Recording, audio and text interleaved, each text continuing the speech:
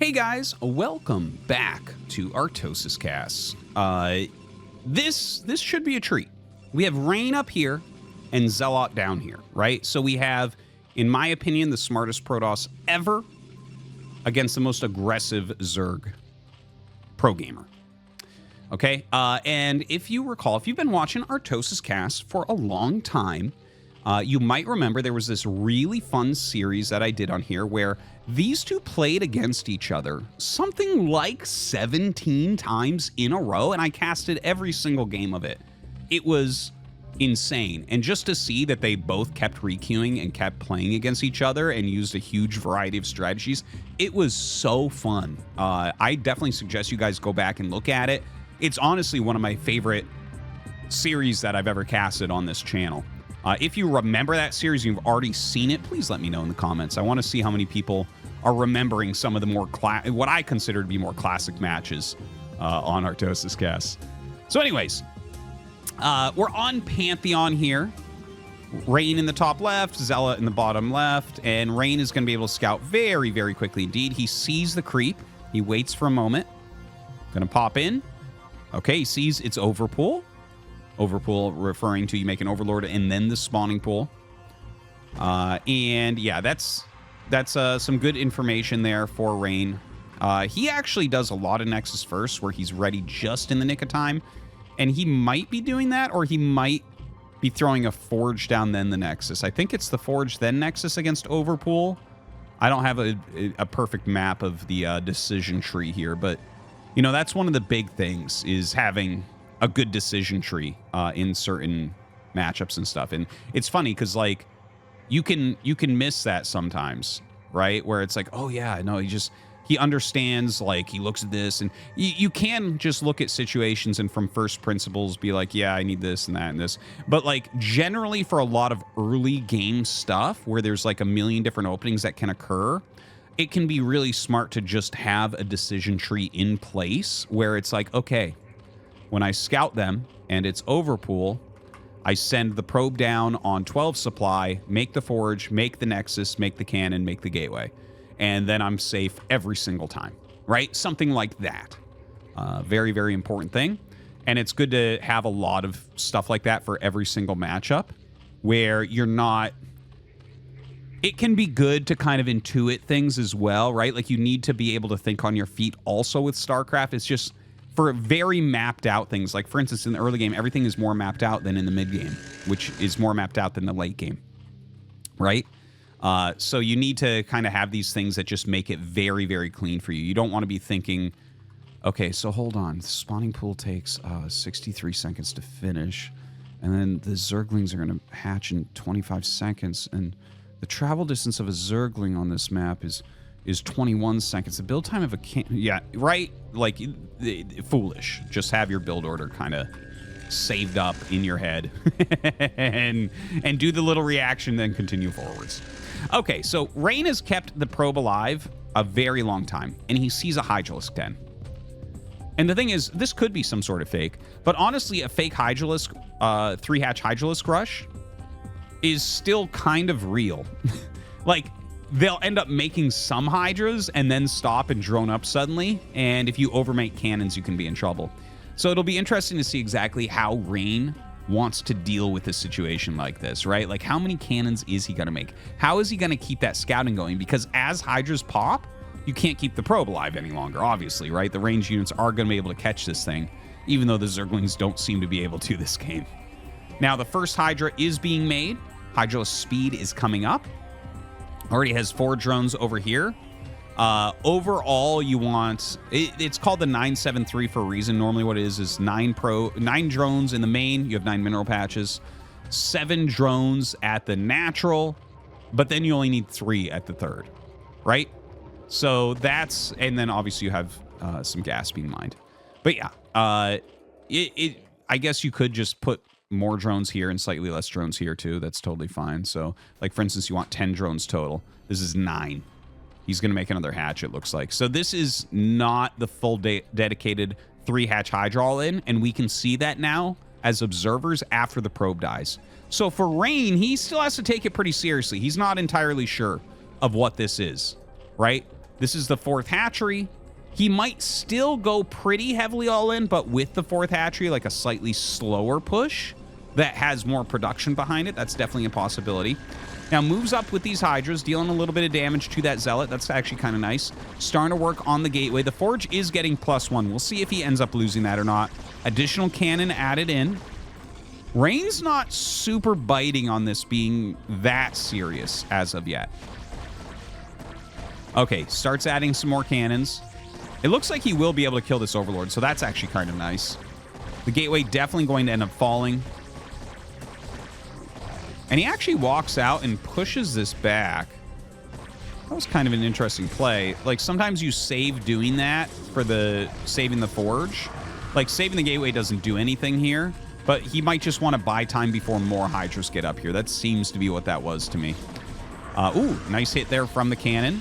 More and more Hydras are flowing up right now. Oh, drone, layer, right? And this is going to be things that he wants to scout with the Corsair. So he flies in, he sees a layer, and as he flies around, if he sees, like, drones and everything, that's where you start to really know, like, okay, this rush is not so serious. Now, there's actually not a Hydra here to block this, so he's going to lose an Overlord. That's maybe a little bit of a misplay. And look at that, +1 does have to get canceled, so that's highly, highly annoying as well. Evolution Chamber coming up. As he flies over and sees the drone counts, especially as he gets to the 3rd base, he's going to know, like, okay, yeah, this is pure economy being made right now. This is all you're going to see as far as the aggressive Hydras. So, oh, that's the 2nd Forge. I was going to say he's going to cancel this cannon, but it's not a cannon. You definitely don't want any more cannons at this point. Okay, Templar Archives coming up. Excuse me, he has 3 gates right now. Zealot legs still coming. He never did get the +1. He does start it here. And we don't see the secondary Forge, which sometimes you see against a build like this. Oh, no, he is making... I'm sorry. It's right there. Completely blind. So he is going for that 2nd Forge, which is very common when you lose the 1st. It makes your 1-1 hit at a similar time that it would have anyways, even though +1 is going to be a lot slower. Now, Zealot leg's going to make a big difference. The +1 attack doesn't make as much difference when fighting Hydras, but a huge difference when fighting Zerglings, just to throw that out there. Lurker upgrade on the way here for Zealot. Another hatchery coming up as well. I feel like he's macroed out of this really, really well. But here comes Rain's Speed Zealots. And this is going to be very, very important. How does Zealot end up holding on against this? He doesn't have that many units right now. Like, he can micro pretty well with the Hydras, but he's like 12 Hydras against 9 Speed Zealots. The Speed Zealots just, they're tanky as hell. They have really high DPS compared to the Hydras. But that's a nice drone drill right there. That is going to slow things down. But Rain is doing an expert job targeting drones. He just killed like 4 or 5 drones there. So the economy getting hurt very, very badly, which is about as good as you can hope for with a Zealot rush like this. The drone's just drilling right out of there. More and more Hydras coming in. Makes an egg out of the surrounded Hydra. Really good micro right there from Zealot. And he is going to be able to clean up the rest of these Zealots. Look, he's spread them all very far away from each other. He's hoping that one doesn't get found. Corsair coming back in. Looks like he's split off another Zealot over here, but there are plenty of Hydras there, so that's not going to do too much. By the way, one hidden here, and this is actually below the in-game graphical user interface. So that was a very sneaky ploy. You can actually hide small units in the bottom left, the very bottom left of a map, and they can't be seen. I've seen High Templars hidden there, so that when mutas fly in, a Psy Storm hits them, and you're like, oh, I literally couldn't see that. Dude, there's so much about StarCraft Brood War. That's crazy, isn't there? My God. It really makes it such a good game, though. But yeah, that was a very smart Zealot hiding point, right? I had to zoom way in to be able to see it because I could see a little purple dot down there. Okay, so Lurkers are out. Let's take a look at Rain's base. He has the Robo on the way. A cannon up here. He might be afraid of drops. And in fact, I think drops might end up coming here. Right? Looks it. Since he's upgrading it. We have range on the way. He already has a photon cannon in here. So it's going to be like a 3-base Hydra Lurker drop style play here from Zealot. A very aggressive way to play against a Rain that is going into his heavy Dragoon style that we all know that this is a big thing that I think Rain is partially responsible for the really heavy Dragoon with much lighter Zealot compositions. That's something he's been doing for years at this point, and I think personally is the future of this matchup. When I see players running around and making like, 40 Zealots before Dragoons start coming out, it's like, what? You're not going to have any staying power there. The Zerg has to make some big mistakes. You can't really force mistakes with the Zealots, where you can force it more likely with the Dragoons because of the consistency of the damage. So anyways, he has these Dragoons out. He's going to start walking forward, poking some of this away. Hydras and Lurkers both coming up. He might want to hold this general area, but it looks like Rain gets that high ground before Zealot can. Okay, yeah, he just sets up a little bit of a Lurker defense down that ramp. Excuse me. Has a few units out here, which, Rain is just going to come out and kill all this so easily. Very nice pick off on that Overlord. And he's just kind of checking, right? The Dragoon runs up. He's like, okay, what do you got over there? Okay, run away. Dragoons are very fast. The drop upgrade is ready. Where's the Overlords? He has a few that have come up here. So yeah, this is definitely him getting ready for drops rather than trying to contest observers. I mean, both can definitely happen. But you're bringing 4 Overlords up here. This is definitely for a drop. So he sets up 4 Lurkers, 8 Hydras for his drop.